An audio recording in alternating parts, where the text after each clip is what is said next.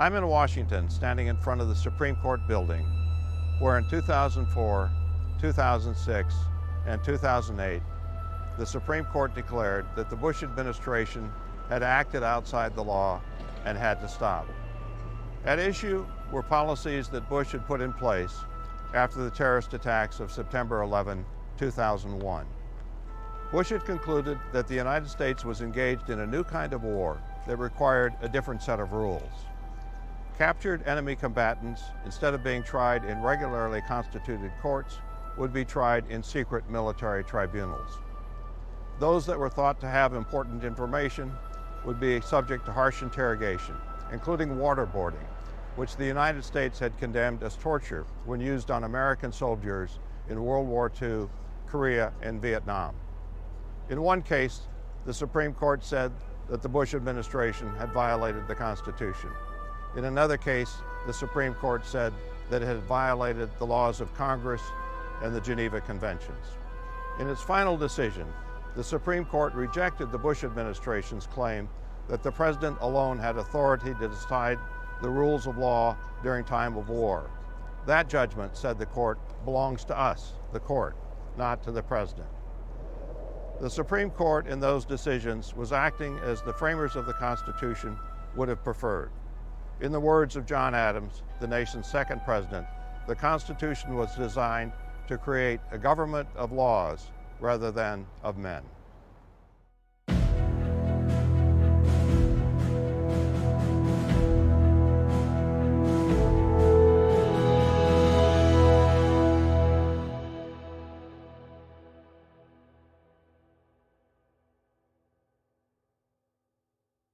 A century after the U.S. Constitution was written, William Gladstone, the four-time Prime Minister of Britain, declared it to be the most wonderful work ever struck off by the brain and purpose of man. Gladstone admired the Constitution for the precedent it set. The nation's highest authority would be the words of a document, rather than the dictates of a top ruler. Today we take that idea for granted, but in 1787, when the Constitution was written, it was a revolutionary idea. Elsewhere in the world, the law was what the king said it was. His word was law. America would be governed instead by a constitution that put limits on what those in power could do. In this session, we'll look at why the framers of the Constitution were determined to limit the power of government. Then we'll look at how they built the concept of limited government into the Constitution. Finally, we'll examine whether the Constitution has actually served as an effective check on government. The American Revolution was fought to overthrow what the Declaration of Independence called the absolute tyranny of the British king. The framers worried that the U.S. government might itself become tyrannical. It is said that Benjamin Franklin, asked by a woman what type of government the Constitution had created, replied, "A republic, ma'am, if you can keep it." How do you prevent government from becoming tyrannical? You might think it's a constitution that strips government of nearly all power. Some Americans today think that way. A U.S. Senate candidate recently ran on a platform that claimed, "The government which governs best is the government that governs least." The writers of the Constitution knew better, a lesson they had learned the hard way. When the American states declared their independence from Britain, they wrote a constitution called the Articles of Confederation. The Articles established a national government, but gave it almost no authority. It had no power to tax, but instead had to petition the states for money. The states were slow to pay, and often paid less than their promised share. During one 5-year period, Georgia and North Carolina paid nothing, not a single dime, to the national treasury. So think about your own finances. What do you do when you're short of cash? Well, for starters, you probably cut back on your spending. You get really desperate, you might try to sell your valuables. Well, that's exactly what the government of the Articles did. To save money, it slashed the Army to less than 1,000 men. To raise money, it sold the Navy's ships. This at a time when Britain still had a large army in Canada, and Spain had one in what is now Florida. How would the country defend itself if attacked by Britain or Spain? No wonder that George Washington questioned whether the United States deserved even to be called a nation. and worried that it would descend into chaos, opening the door to a tyrannical leader. Now, the Constitution was meant to fix the defects in the Articles of Confederation, but the writers were also determined that the new government not be so strong as to threaten liberty. So their strategy was to grant the national government necessary powers, including the power to tax, while at the same time placing strict limits on its authority. This strategy included denials of power. Officials would be prohibited, for example, from putting someone in prison and throwing away the keys. This was a common practice at the time in Europe. Opponents of the king were locked away for as long as the king wanted, forever in many cases. That practice would be prohibited in the United States. The Constitution gives the accused the right to appear before a judge who will determine whether authorities have enough evidence to warrant detention. The writers also sought to limit government through grants of power. Article 1 of the Constitution, the very first article of the Constitution, gives Congress 17 specific powers, such as the power to tax, the power to raise an army and navy, the power to regulate commerce. These grants give power, but they also deny power. Powers not granted to Congress, those not on the list, are denied it. In a period of history when other governments admitted to no limits on their powers, this was a substantial limitation. As originally written, the U.S. Constitution did not include a Bill of Rights, a list of specific individual rights, such as freedom of speech. The framers thought a list was unnecessary because government had only those powers granted to it, and it had not been granted the power to deny people their rights. Thomas Jefferson was among the many who thought otherwise. Jefferson had included a Bill of Rights in the Virginia Constitution he wrote at the outbreak of the Revolutionary War, and other states had followed his example. Said Jefferson, "A Bill of Rights is what the people are entitled to against every government on earth." In response to such objections, the first Congress passed a series of amendments that were quickly ratified by the states. These amendments, the first 10 to the Constitution, are called the Bill of Rights. The Bill of Rights is a clear example of limited government. If you were arrested tomorrow and had no money, the judge doesn't have the option of saying, "Tough luck, buddy." The government is required by the Sixth Amendment to provide you a lawyer and to pay for it. Now, the framers didn't think that words alone, written grants and denials, would be enough to control those in power. They wanted something stronger. That something was to divide the government into separate branches and pit them against each other. This was not a new idea. The French theorist Montesquieu had proposed it nearly a half a century earlier. Where there is no separation of powers, he wrote, there can be no liberty. But the framers gave Montesquieu's idea a new twist. Rather than completely separating the branches, as he had proposed, they overlapped them so that each was better positioned to act as a check on the others. So instead of granting all legislative power to Congress, they gave some of it to the president, for example, the power to veto laws, and some of it to the courts, the power to interpret laws. The same with executive power. The president has most of it, but not all of it. For example, Congress controls how much money the president can spend and on what. The president doesn't have the option of taking money allocated for highways and spending it on the military. The same with judicial power. For example, by giving the president the power to nominate federal judges and the Senate the power to confirm them. This system of divided power was described by Harvard's Richard Newstead as one of separated institutions sharing power. The powers of government, legislative, executive, and judicial, are granted to separate branches, but no branch has all power within its sphere of authority. Part of it, in every case, is shared with the other two branches, providing them a means of checking that branch's power. So that's the theory, each branch acting as a check on the others. Now, as you know, theory and reality aren't always the same thing.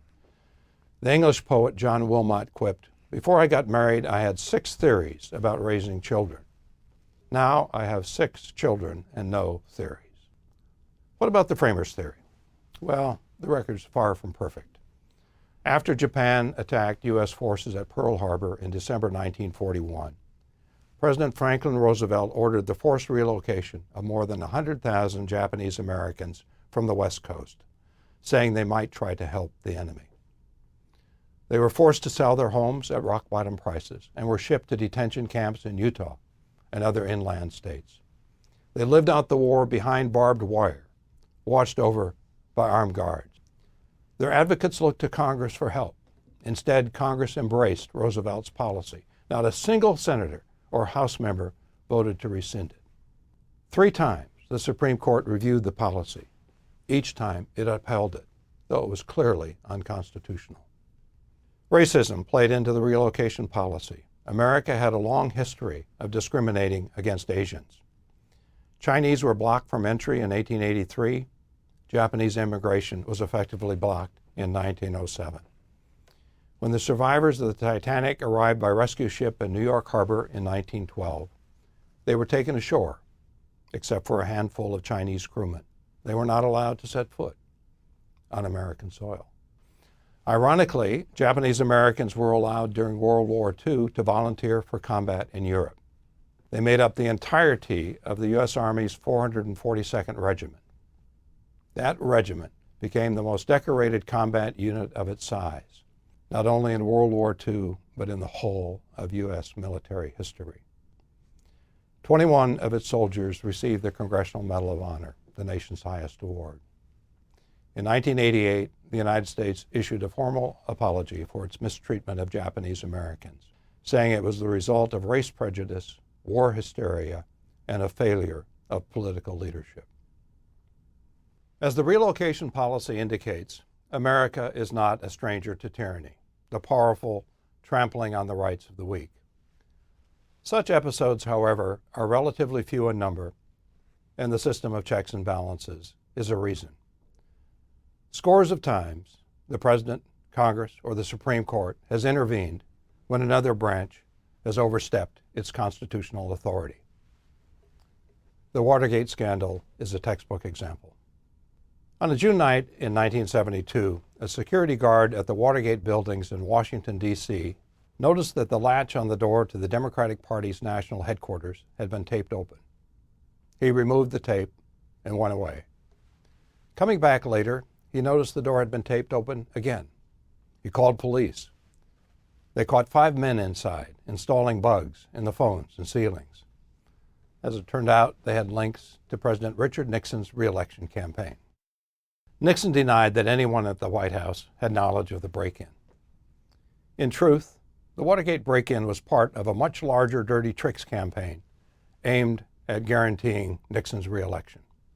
The dirty tricks included wiretaps, tax audits, burglaries of Nixon opponents, paid in part with money laundered illegally through Mexico. A turning point occurred when, during a Senate investigative hearing, a White House assistant revealed that Nixon had tape recorded all his Oval Office conversations. Nixon at first refused Congress's demand to hear the tapes.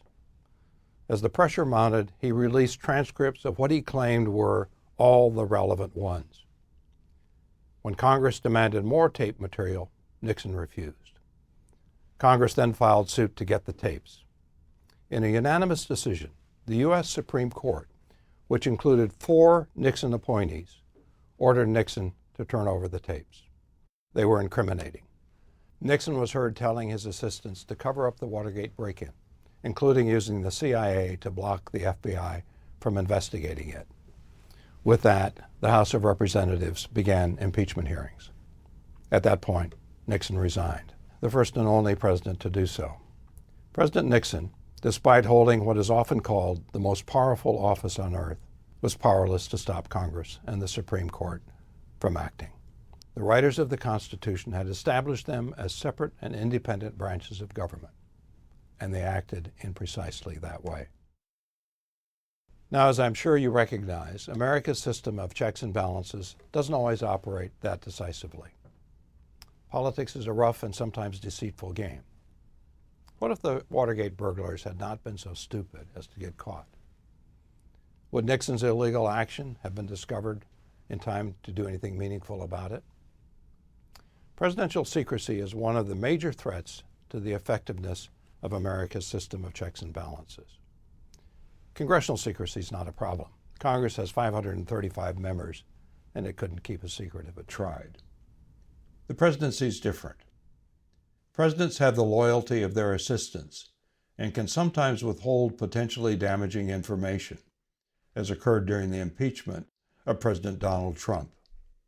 During the inquiry, Trump refused to let White House officials testify at House hearings and blocked them from turning over documents to House investigators.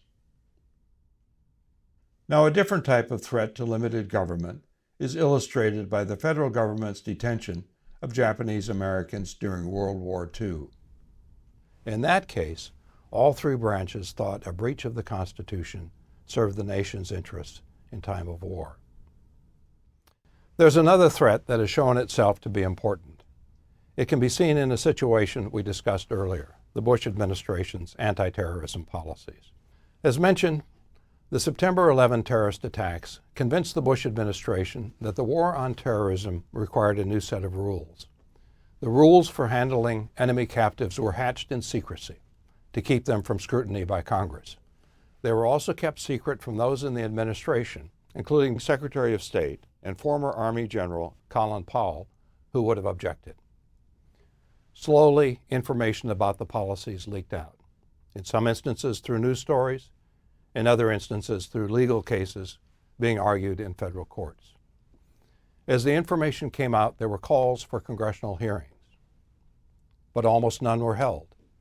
Even the Supreme Court rulings in 2004 and 2006 against Bush administration policies did not prompt Congress to launch high-profile hearings. Then, in 2007, the number of congressional hearings increased dramatically. Why was that? Why was Congress initially slow to scrutinize Bush policies, but then suddenly eager to do so? As you might have guessed, the answer is partisanship. Through 2006, Republicans controlled the House and the Senate, and thereby controlled the scheduling of hearings. They were not at all interested in holding a Republican administration to account for its policies, knowing that it would hurt their party. Things changed abruptly after Democrats swept the 2006 congressional elections and took control of the House and Senate in early 2007. Democrats now controlled the hearing process, and they called one hearing after another. Seeking partisan advantage, they were keen to grill the Bush administration on its war policies.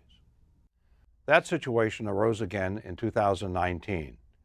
During the previous 2 years, when Republicans controlled the House of Representatives, Russia's effort to tip the 2016 presidential election in Donald Trump's favor was the subject of relatively few hearings, and the issue of the Trump campaign's contacts with the Russians was the subject of even fewer. But when Democrats took control of the House in 2019, the number of hearings multiplied, and the inquiries probed more deeply, including whether the president had unlawfully tried to obstruct the Russia investigation. Okay, let's wrap up what we've said in this session. As we noted, the Constitution was designed in part to provide for limited government, meaning a government not so powerful as to threaten liberty. The Constitution contains various controls on government, including grants of power and denials of power. However, the key mechanism is the separation of powers between the three branches: the executive, the legislature, and the judicial. The powers of the branches are overlapped so that each branch can more effectively act as a check on the others. The system doesn't always work as intended. It weakens when, as in the World War II relocation policy, the three branches are united in thinking that the national interest is served by ignoring the Constitution. It weakens when a president succeeds, even for a time, to keep unlawful actions secret. And it weakens when the presidency and Congress are controlled by the same party. Then the majority party in Congress might seek to play down the issue. Although the U.S. system is not a perfect check on power, the record also shows that on many occasions, dozens and dozens of them, it has helped to rein in abuses of power. We'll never know, of course, how U.S. history would have differed if the Constitution had not been based on a system of checks and balances. But the fact that some leaders have tried to operate outside the law suggests they would have done so more readily and more outrageously if the other branches had been powerless to check their actions. There was a great deal of wisdom in what John Adams said in a letter to Thomas Jefferson. I say that power must never be trusted without a check.